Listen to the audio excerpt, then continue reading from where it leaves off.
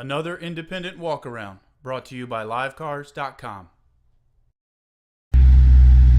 Today we're at Elizabeth Purdy Trucks doing a walk around on a 2014 Chevrolet Silverado. This is a 1500.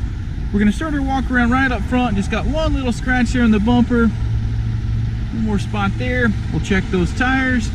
Still got some tread left on those BF Goodrich. As we come down the driver's side, just looking for any dents, stings, scratches. A couple little spots right there. They've added a nice set of chrome step assists, going to help get in and out of this truck. And just a couple little thin spots there. As we get around to the back, your integrated backup camera, trailer tow. A little spot or two there in the tailgate.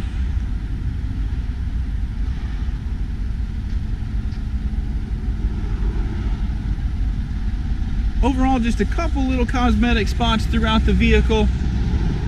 Everything would be synonymous with normal wear and tear. Nothing crazy, nothing major.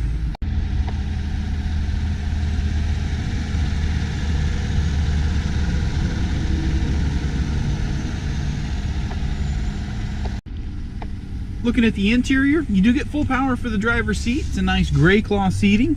106.64 is your current mileage.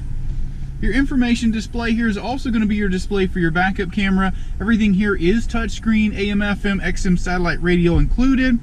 All your climate control just below that. And then you do get some power.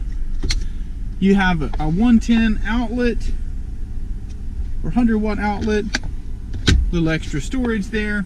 All the flooring is going to be black. It is the 6-passenger arrangement, so you can flip that out of the way, revealing some additional storage under that center seat.